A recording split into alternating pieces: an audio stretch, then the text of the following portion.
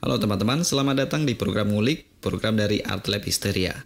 Di sini kita akan membahas seputar 3D visual dan game. Dan untuk episode ini, kita akan coba ngulik satu fitur dari Blender 3D, yaitu Geometry Node. Fitur ini sudah ada sejak Blender versi 2.9 dan semakin diperbarui sampai sekarang, bahkan hingga fitur simulasi. Nah, untuk teman-teman yang belum tahu atau belum pernah menyentuh Geometry Node sama sekali, sekarang kita akan bahas sambil nanti kita praktekkan untuk membuat pohon simple seperti ini. Nah, pohon ini base-nya adalah curve atau spline, jadi kita bisa dengan cepat membuat varian pohon baru dengan cara draw curve seperti ini. Oke, langsung saja kita ke materi.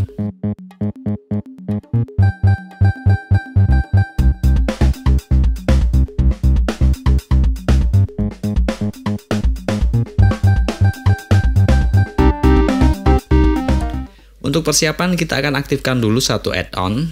Kita bisa masuk ke edit, kemudian preferences. Lalu di panel add-on kita akan search Node Wrangler. Nah, di sini sudah saya aktifkan. Bila teman-teman belum aktifkan ini, silahkan centang aja. Oke, sekarang kita ubah dulu layout kita biar lebih enak kerjanya. Kita pakai layout yang udah ada, yaitu layout Geometry Node. Nah, layout ini punya 3 panel. Di sini ada spreadsheet untuk memantau data dari geometri yang ada. Kemudian viewport, dan yang terakhir adalah node editor. Nah, saya mau hapus dulu semua objek di sini, dan saya tambahkan satu objek Bezier curve. Sekarang di Bezier ini saya akan masuk ke edit mode dengan cara tekan tab, terus akan kita hapus semua point controlnya. Kemudian saya akan gambar ulang dengan draw tool. Nah, seperti ini. Agar lurus, maka saya gambar dari angle depan. Teman-teman bisa tekan sumbu Y di sini untuk switch kamera dari depan, atau angka 1 di numpad keyboard. Baik, sekarang keluar dari edit mode dengan tab. Nah, di sini ada tombol new.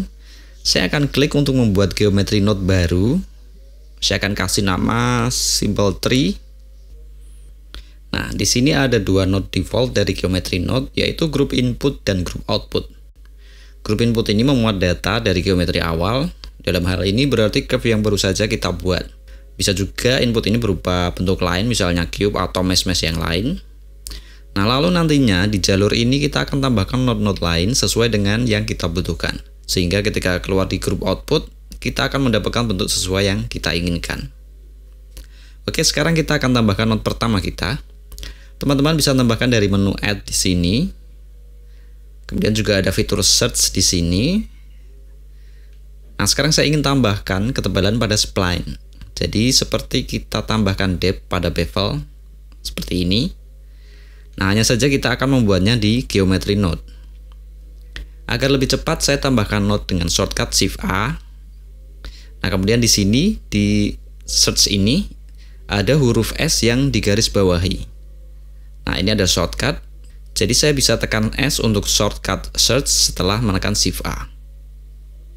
Oke, saya akan cari node dengan nama set curve radius. Nah, jika teman-teman letakkan node ini memotong jalur seperti ini, maka otomatis dia akan tersambung. Ya, next saya mau convert curve ini menjadi mesh. Jadi saya akan cari node bernama curve to mesh. Lalu saya letakkan setelah set curve radius. Nah, untuk sekarang jika saya ubah nilai radius, belum terjadi apa-apa. Belum seperti ketika kita tambahkan bevel di sini. Hal ini karena kita masih kurang satu input lagi yang harus memenuhi profile curve. Jadi dia belum tahu kalau kita tambahkan, maka harus mengikuti kontur seperti apa nih. Nah, makanya kita perlu menambahkan inputan untuk profile curve.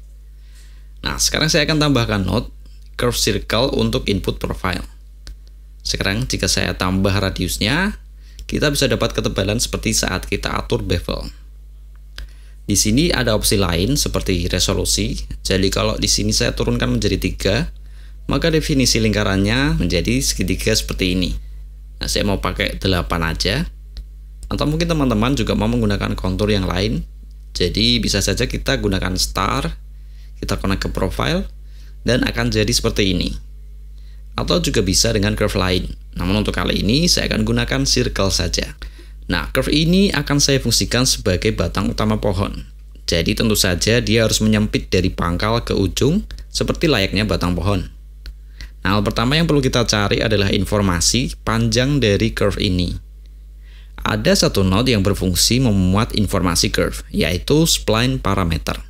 Di sini dia akan memiliki 3 output, ada faktor, length, dan index. Semua output ini mewakili informasi secara urut dari tiap-tiap poin pada curve. Jadi, dihitung dari pangkal dari 0, 1, 2, dan seterusnya.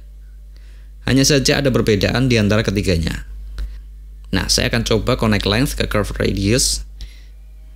Di sini kita sudah dapat bentuk menyempit seperti cone, hanya saja mengecil di pangkal.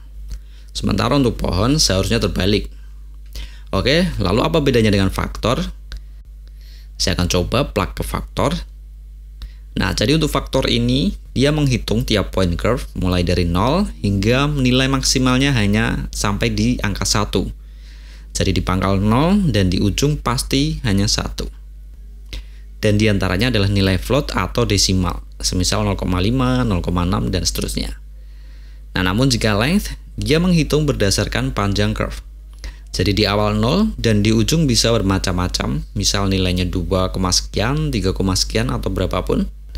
Nah, ini bisa kita buktikan jika saya ubah panjang curve, maka lebar profil juga semakin besar.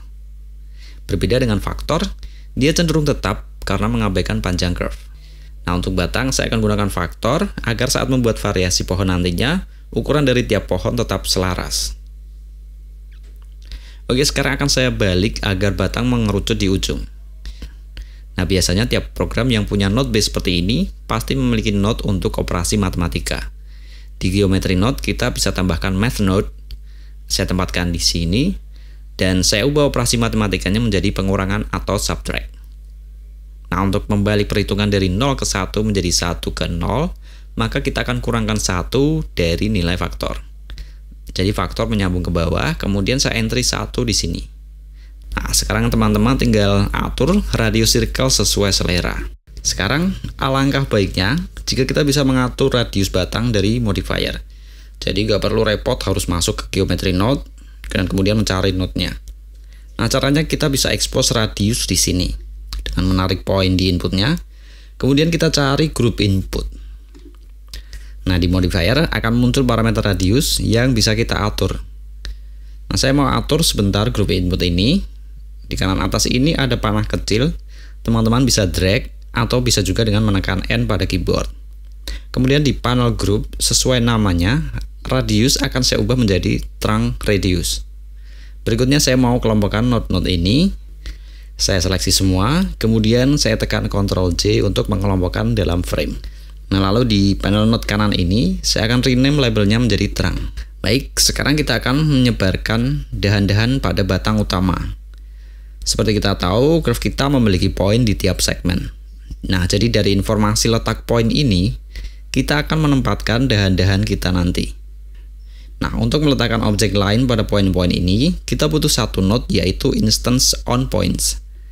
Saya letakkan setelah curve to mesh di sini, dan seketika curve di viewport menghilang. Hal ini karena output dari node instance on points hanyalah objek yang bisa masuk di input instance. Saya coba saja kasih objek ke input instance. Saya akan tambahkan cube, kemudian connect di input instance. Nah, sekarang terlihat objek curve menyebar di seluruh batang. Dia juga mengikuti alur curve saat saya edit.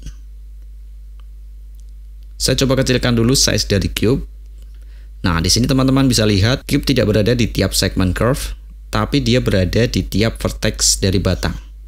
Nah, hal ini karena kita mengambil poin dari mesh, bukan dari curve.